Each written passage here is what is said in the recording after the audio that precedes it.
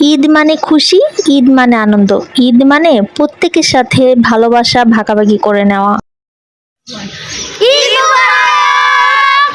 ঈদ মোবারক, ঈদ মোবারক, ঈদ মোবারক। সবাই আমার পক্ষ থেকে অনেক অনেক ঈদের শুভেচ্ছা। তো ঈদের দিন আমার প্রথম কাজ হলো সবার বাসায় ঘুরতে যাওয়া, সালাম করা আর সালামি নেওয়া। গাইস, তোমরা আবার মনে করো না আমি শুধু ঘুরতেই যাই সালামি নেই, বাসায় কিন্তু আমি অনেক কাজ করি। এই যে পোলাওটা দেখতেছো সেটা আমি তৈরি করেছি, তান্দুরি চিকেনটা করেছে আমার বোন, আর আমি করেছিলাম নুডলস। গাইস, করার সময় এত ব্যস্ত থাকি যে ফুটেজ নেওয়াই হয়নি। কিউট বাবুটা আমাদের পাশেই থাকে, আমাদের সাথে ঈদ মোবারক করতে আসছে। যাই হোক, বাড়ির লেনটি একটু পরে এসে আমাদেরকে ডেকে নিয়ে গেল তার হাতে স্পেশাল জিনিসগুলো খাওয়ানোর জন্য। তো আমাদের বাড়ির অনেক আন্তরিক একজন মানুষ, সে আমাদেরকে স্পেশাল ভাবে অনেক অনেক ভালোবাসে। অ্যাকচুয়ালি তাদের বাসায় আমরা অনেক বছর ধরে থাকি, তাই এরকম আন্তরিক সম্পর্ক আমাদের সাথে হয়ে গেছে।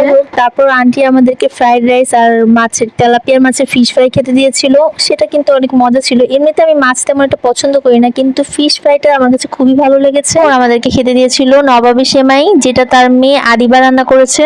আমার কিন্তু ভালো লাগে নবাবী সেমাই। কার নবাবী সেমাই পছন্দ অবশ্যই আমাকে জানাবে। ভিডিওটা যে যে এতক্ষণ পর্যন্ত দেখতেছো তারা অবশ্যই আমাকে একটা লাইক কমেন্টস করে যাবে আর শেয়ার করে দিবে।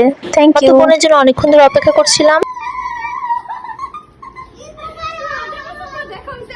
দিন দেখা হইলে আমরা ঠিক এরকম করে জোরে করে ঈদ মোবারক করি দেই। মামা তো বোনরা বাসায় আসার পর আমরা একসাথে আবার মামার বাসায় যাই, ওর ওখান থেকে খালার বাসায় যাই, তারপর খালাতো ভাইয়ের বাসায় যাই, তারপর আন্টির বাসায় যাই, তারপর বাসায় ওরা আসার পরে আমি ওদেরকে কিছু পোলাও রোস্ট খাইয়ে দিলাম, ওরা নাকি সেমাই বাসা থেকে খেয়ে আসছে।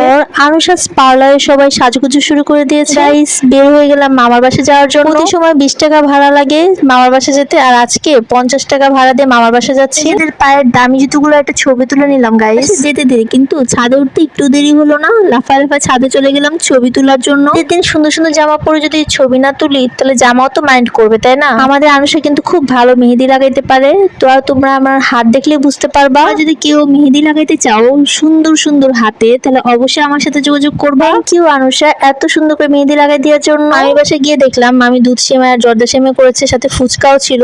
তো যেখানে যাই খাওয়া দাওয়া না করলে তো ঈদই কমপ্লিট হয় না। যার বাসায় যাই শুধু খাই আর খাই। তো মামা মামি কিন্তু আমাকে সালামি দিয়েছে, আসলে সালামি পেলে মনটা বিশাল হয়ে যায়। যারা সালামি দেয় তাদের মনটা কিন্তু আরো বিশাল বড়। গাইস, এই দে তোমরা কে কত টাকা সালামি পেয়েছো অবশ্যই আমাকে জানাবে। তো আমরা মামার বাসা থেকে চলে গিয়েছিলাম মিষ্টি আন্টির বাসায়। মিষ্টি আন্টির বাসায় যেয়ে দেখি মিষ্টি আন্টি নাই, সো ওইখান থেকে আমরা চলে গিয়েছিলাম আরেকটা আন্টির বাসায়। বাসায় ঢুকে দেখি তারা সবাই পুরান কাপড় পরে বসে আছে। আমি মনে করি ঈদের দিন সবাইকে নতুন কাপড় পরা উচিত, মন ভালো থাকে, ঈদটাও আনন্দ কাটে।